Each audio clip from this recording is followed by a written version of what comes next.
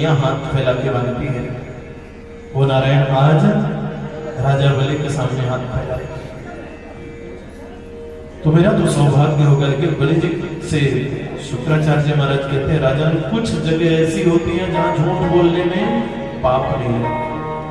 पहली जगह किसी की जान जाती है, आपके झूठ बोलने से अगर उसकी जान बच जाती है तो झूठ बोलने से पाप लगने वाला।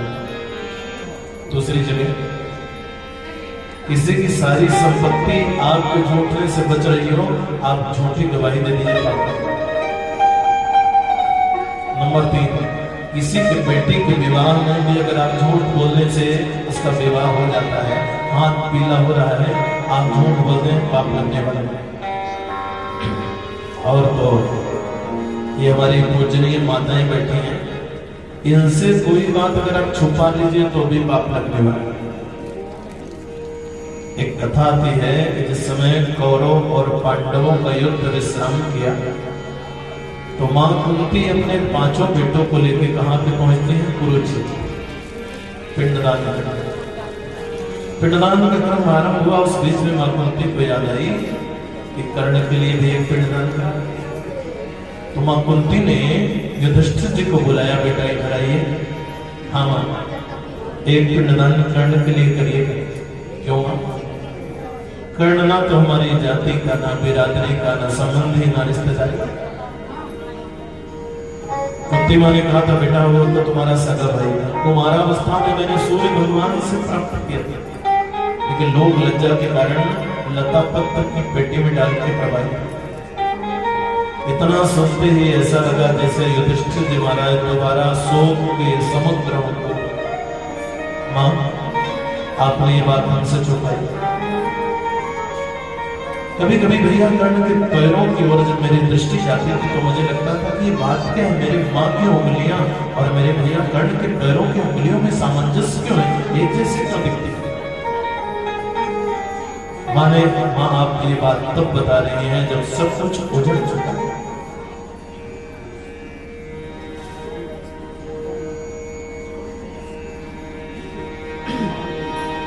युधिष्ठिर जी महाराज ने उसी समय श्राप दिया था।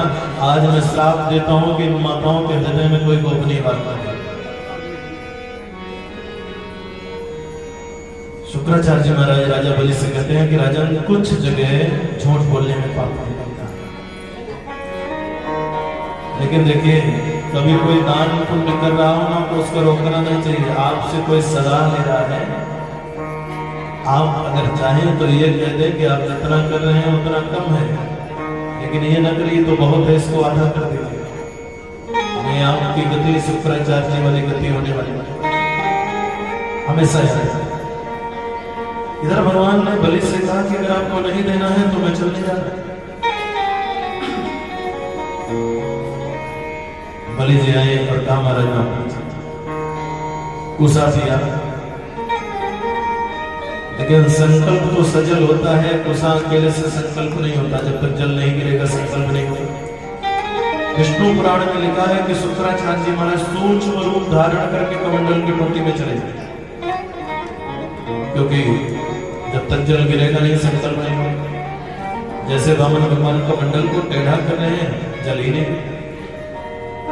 तो वामन भगवान तो समझ गए कि शुक्राचार्य जी की कुशाग्र बुद्धि है, तो बोले शुक्राचार्य जी आपके पास अगर कुशाग्र बुद्धि है ना तो हम भी जो आसन लिए हैं ये 5 फुट का, ये भी कुशा चाहिए। वामन भगवान ने क्या किया, एक कुशा निकाल के टोटी में डाला, कचरा फंस गया, इसको साफ किया। उतने में शुक्राचार्य जी महाराज की एक आंख साकेत था। मानो गुरु को एक दृष्टि से सबको देखना, भेदभाव नहीं। जो भी शुक्राचार्य जी वाला समझौता करता है ना उसकी अंतिम स्थिति हुई। इसलिए कभी भी जो निर्णय करें, विचार करें, वो सुंदर करना चाहिए। जैसे ही दान हुआ, फिर क्या बात है, 2 पग में ही तीनों लोगों को नाप लिया परमात्मा ने। तीसरा पैर कहां पे रखा? और आपको मालूम है ब्राह्मण को दिया हुआ वचन पूर्ण न करने से क्या गति होती है, बताइए। इतने में राजा बलि की पत्नी जो विद्या बलि है ना, वो निकल के आती हैं और विराट रूप धारण कर लिया भगवान ने। बोले विराट भगवान। बलि जी ने वामन भगवान के चरणों में प्रणाम किया। तब तक तो छोटे थे, लेकिन जब प्रणाम करके ऊपर उठे तो क्या देखा, पग पाताल से सहज रहा, विराट रूप धारण कर लिया। बताइए तीसरा पैर कहां पर, बड़े त्रिलोकीनाथ। विंध्यावली ने आके प्रणाम किया, महाराज आपने संपदा दी थी, आपकी कृपा थी, लेकिन आपने इसे ले लिया, ये विशेष कृपा है। हम लोग तो उसी तरह हैं जैसे किसी सेठ का कोई मुनीम होता है, वैसे हम आपके मुनीम। सेठ को लगता है मुनीम हमारा काम करने में समर्थ नहीं है, तो अपना कागज पत्र ले, आपने ले लिया, स्वीकार कर लिया, बड़ी सुंदर। तो भगवान फिर बलि से कहते, बोलिए तीसरा पैर कहां पर। तो विंध्यावली ने कहा, यद्यपि दो के बीच में कोई तीसरा बोले तो मूर्ख होता है, हम तो मूर्ख नहीं, लेकिन अनुमति हो तो पति की तरफ से कुछ बोले। भगवान ने कहा, पत्नी पति की अर्धांगिनी होती है और पति के साथ बोलने में कोई दिक्कत नहीं। तो विंध्यावली ने कहा कि महाराज ये बताइए कि धन बड़ा होता है कि धन का मालिक। भगवान ने कहा, धन का मालिक बड़ा होता है। फिर दूसरा प्रश्न किया कि जिस बाट से सौदा तय किया जाता है उसी से तौला जाता है, कि तय करते समय 5 किलो है, तौलने का समय आए तो 1 कुंटल वाले को 5 किलो बताना सर। भगवान के पास कोई उत्तर नहीं है। तो विंध्यावली ने कहा, महाराज मैं आपकी पहली बात से संतुष्ट हूँ। आपने कहा है कि धन से बड़ा होता है धन का मालिक। सरकार 2 पग में तो अभी आपने धन ही लिया है, अभी तो धन का मालिक बचा है। तो विंध्यावली ने अपने पतिदेव की ओर इशारा किया कि इस बार जब बोले कि बताइए तीसरा पैर कहां पे रखूं,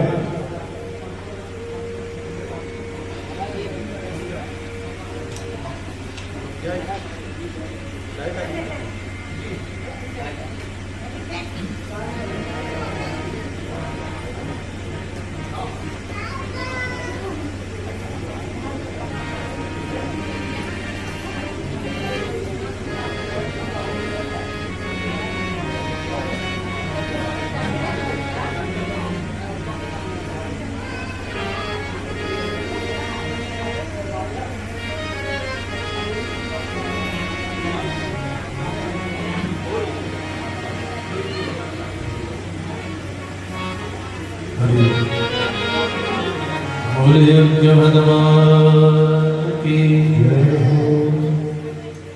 तो भगवान कहते हैं, बताइए ना तीसरा पैर कहां पर। बलि जी ने प्रसन्न मुद्रा में कहा, सरकार अब मुझे भ्रम में न डालिए, अपना चरण उठा के क्या करिए, पदम प्रत्यय पुरुषेशने, तीसरा चरण उठा के मेरे सिर में विराजमान। भगवान कहते हैं, हम जिसका लेते हैं ना उसका सब कुछ लिया करते हैं। क्या कर लेते हैं, 2 पग में बलि का लिया और तीसरे पग में बलि को भी। आप जब आरती गाते तो क्या कहते हैं, तन मन धन सब कुछ है। तो परमात्मा कहता है, हम जिसका लेते हैं सब कुछ है। और भगवान ने सोचा कि छोटा बनकर चलने में फायदा है, क्योंकि बलि के हम मांगने चलना पड़ेगा, इसलिए भगवान छोटे बनकर आए। लेकिन भगवान ने बलि से कहा कि बलि हमने आपसे कुछ मांगा है, आप भी कुछ मांग लीजिए। बलि जी कहते कोई काम नहीं।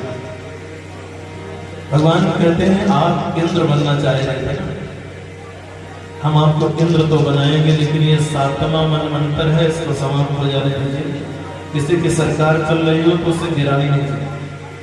8वां मनमंत्र आएगा, हम आपको इंद्र बनाएंगे। तो बलि जी ने उदास होकर के कहा, महाराज मुझे कैसे पता चलेगा कि मैं ही। तो भगवान ने कहा तब तक के लिए हम आपको चिरजीवी बनाए देते हैं, लंबी आयु दिए दे रहे हैं, जब तक आप इंद्र बन के और अपना कार्य पूर्ण न करेंगे तब तक आपको मरना नहीं। हमारे यहाँ 7 चिरजीवी हैं जिनमें बलि जी का भी नाम आता है। अस्वस्थामा बलिर्व्यास हनुमानश्च विभीषण कृपा परशुरामश्च सप्तैते चिरजीवी। 7 चिरजीवी हैं जिनमें पहला नाम अस्वस्थामा का था, दूसरा बलि जी का, तीसरा व्यास जी महाराज, चौथा नंबर हनुमान जी का, 5वां विभीषण का, 6ठा कृपाचार्य और 7वां परशुराम। तो 7 चिरजीवियों में बलि जी भी आ गए, लेकिन भगवान कहते कुछ तो मांग लीजिए। बलि जी कहते कोई कामना नहीं। अंत में बलि जी ने कहा कि अगर देना ही चाहते हैं, जब भगवान ने कहा कि सुतल लोक के राजा बन जाइए, लेकिन आप भी कुछ मांगिए। तब बलि जी ने कहा कि देना चाहते हैं तो जितने बार मैं अपने महल से बाहर निकलूंगा आप दो। भगवान मुस्कुराए और कहा मांगते मांगते आपने वो मांग ली तो चौकीदार बना लिया मुझे। जितने बार आप महल से बाहर निकालिए उतने बार मैं आपको देखूं दर्शन। फिर भी भगवान के टाइम प्रसन्न है, आप जितने बार महल से बाहर निकलेंगे उतने बार आप मेरा दर्शन पाएंगे। लेकिन उधर देखिए वैकुंठ खाली हो गया क्योंकि भगवान को यहाँ आज नारद जी गए। लक्ष्मी मैया से पूछा प्रभु कहाँ है? मां कहती है कि आपको मालूम होगा क्योंकि आपको हर जगह होंगे। तो नारद जी ने बताया कि वो तो राजा बलि के यहाँ नौकरी कर रहे हैं। लक्ष्मी जी ने पूछा कौन से नौकरी? नारद बाबा तो नाटकी हैं, वही माँ जो किसी के दरवाजे पे लोग करते। तो लक्ष्मी माँ ने कहा कि इसका मतलब चौकीदारी कर रहे। अब ये तो नहीं मालूम है नारद जी महाराज। लक्ष्मी मैया ने बाबा नारद से कहा कि इस नौकरी से छुटकारा कैसे मिलेगा, उपाय है। जैसे भगवान राजा बलि के हम मांगने गए थे ना भैया, वैसे आपको भी मांगने चला। लक्ष्मी मैया कहती है प्रभु को पाने के लिए मैं कुछ भी कर सकती हूँ, चलिए। बोले अभी चलने में काम नहीं करता, सावन का महीना की जो पूर्णिमा होती है उसमें काम करता। तो माँ लक्ष्मी ने पूछा ऐसा कौन सा मोड़ उस दिन है? नारद जी महाराज ने बताया कि उस दिन रक्षाबंधन है, बहन और भाई का पवित्र त्योहार। आपको मालूम है राजा बलि की कोई बहन नहीं है, आपके कोई भाई नहीं। उस दिन आप चलिए उनके हाथ में सूत्र बांधिए, प्रभु को लेके चलिए। क्योंकि रक्षाबंधन का जो पर्व है, ये त्योहार है, आज का नहीं, सदियों से चला है। पहले हमारी जो बहनें माताएं हैं ना, वो कचरैया तालाब में डाल के आती थी जब सावन चालू होता था। 1 महीने में उसकी लंबाई हो जाती और उसके बाद उसको बांधा करती थी। जिस समय पांडवों ने अपनी नई राजधानी बनाई है इंद्रप्रस्थ, जिसको आज दिल्ली के नाम से जानते हैं। प्रथम पूजा किसकी की जाएगी? नकुल और सहदेव ने भगवान श्री कृष्ण के लिए कहा, लेकिन शिशुपाल विरोध किया, गालियां बकने लगा और 100 गाली तो भगवान को देता ही था। और भगवान ने अपनी बुआ से कहा था कि आपके बेटे के 100 अपराध को तुम्हें क्षमा करो, लेकिन अगर मर्यादा के उल्लंघन करेंगे ना तो चक्रध्वज से सिर भी काटेगा। आज वो समय शिशुपाल आया तो गाली देना शुरू किया, 99 गाली दिया। जोश में 100 गाली देने के बाद भी रुका नहीं। भगवान ने चक्र सुदर्शन को बुला दिया। जैसे ही 101 में आया, भगवान का आदेश हुआ, चक्र सुदर्शन जाकर के शिशुपाल की गर्दन को काटा। सुदर्शन भी इतना वेग से आए थे कि भगवान की उंगली में जैसे आए ना वैसे रक्त की धारा निकलेगी। किसने देखा? वहां पे बैठी हुई द्रौपदी की दृष्टि गई। द्रौपदी ने तुरंत आंचल का किनारा फाड़ा, भगवान की उंगली में लपेटी। आज भगवान ने कहा कि बहन आपने मेरे ऊपर जो ये उपकार किया है ना, कभी आवश्यकता पड़ेगी तो इस उपकार का बदला इसके ब्याज से चुकाऊंगा, मोल तो आपका बनाएगा। तो जब दुशासन के द्वारा द्रौपदी को अपमानित करना आरंभ किया गया, चीर खींचना आरंभ किया गया, और उस सभा में सब लोग बैठे थे, लेकिन किसी ने आवाज नहीं उठाई। और द्रौपदी ने सबके सामने जाकर के गिड़गिड़ाया। तब उन्हें अपने भैया कन्हैया की याद आई, और जब भगवान की याद आई ना तो मानो निर्भय हो गई। और द्रौपदी ने कहा, दुशासन तेरी जितनी ताकत हो लगा दे। दुशासन जोर लगाए तेरे हमार जो सुन पाई। इसके लिए कन्हैया के विश्वास विपत्ति पड़े पर मोहन नाम के विसरे। देर भई न अबेर भई बिरना बिरना असधार भौजिक बोध महिन प्रभु मोर देर सुनी बिरना रही। गाढ़ मजो बिसरौ हरि तब जागो से हम बोलब। तो बहिना बहिना कहबे पर नाटक हम जोर। और सावन में तोहे बांध बने जरई हम ताल मबोलब। जो खिचड़ी लइयो भले सर जाए मबोलब। जब इस तरह से द्रौपदी ने पुकार किया तो भगवान किसी काम से जा रहे थे। तीन विमान उड़े न भ्रमे अखबार के बढ़े नहीं हो। आई खड़े में आकाश से काम बढ़ापन लागे हैं छोर से। खींचत साड़ी देखत बानी यहाँ पर के बलवान पड़ा। अति बिचवा में खड़ा। आज जो है द्रौपदी ने गुहार लगाई। कन्हैया पहुंच गए, बहन तेरा भाई आ गया, बोल क्यों नहीं? एक लुगरी के लिए तुम उससे रिश्ता तोड़ रही है, तुझे क्या लगता है? बाहन बा अब ही मोर पिछड़ मैं पैदल आवत आवत बा। पैदल पैदल द्वारिकाधीश की तो बहिना लुगरी बंद काहे न बोल। अब तेरा भाई आ गया, और किसी भी बहन के साथ अगर उसका भाई हो तो किसी की हिम्मत है कि उसकी ओर आंख दे।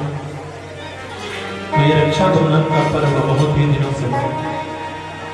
इस प्रकार का ये प्रसंग हमें शिक्षा देता है कि भगवान जिसका लेते हैं ना सब कुछ लेते हैं। बोले भक्त वत्सल भगवान। आइए श्री अयोध्या में प्रवेश करते हुए परमात्मा श्री राम के प्राकट्य के पश्चात हम और आप सब पहुंचते हैं मथुरा के ओर। बोले भक्त वत्सल भगवान। सीताराम जी की प्यारी राजधानी लागे राजधानी लागे। मोहे मीठो मीठो सरयू जी को पानी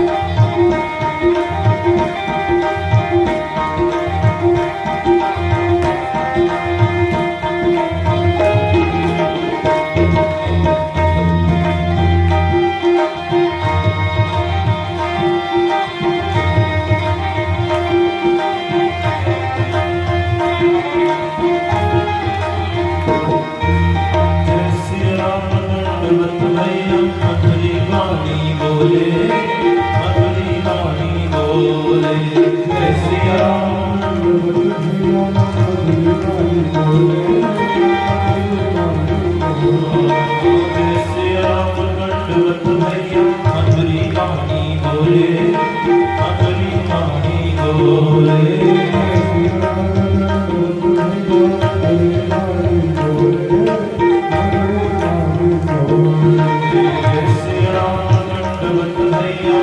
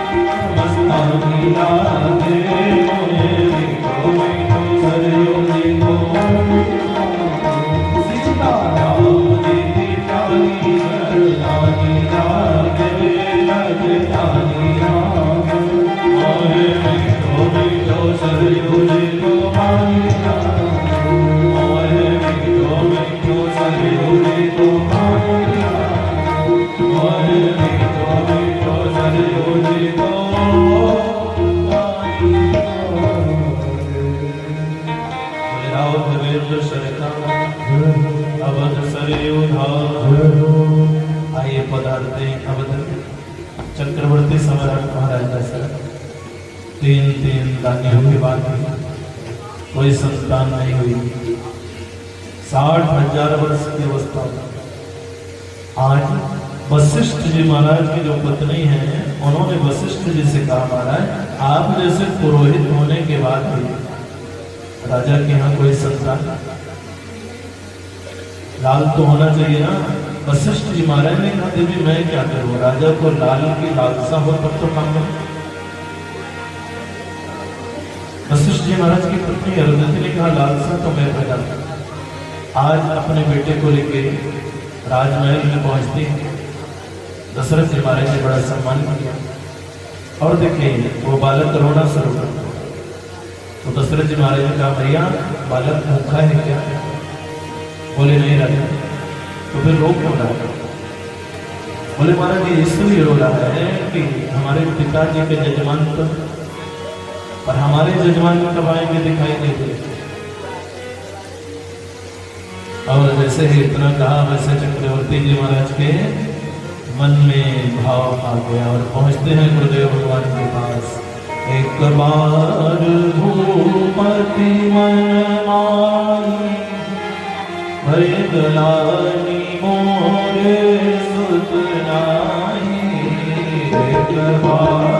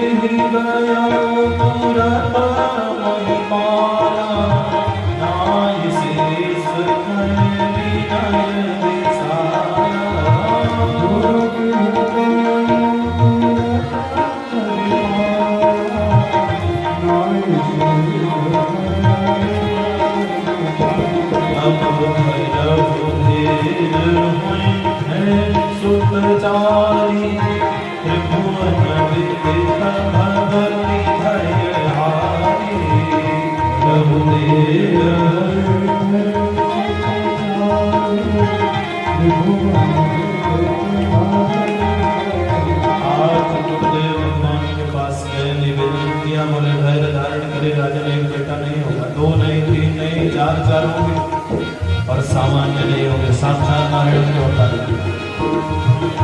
यज्ञ हुआ। स्वयं यज्ञ का प्रसाद लेकर अग्निदेव भगवान प्रकट हुए, राजा को दिया। गुरुदेव भगवान की आज्ञा को धारण करके राजा ने 3 रानियों में वितरित कर दिया। रानियों ने गर्भ धारण किया। समय आया नवमी तिथि मधुमास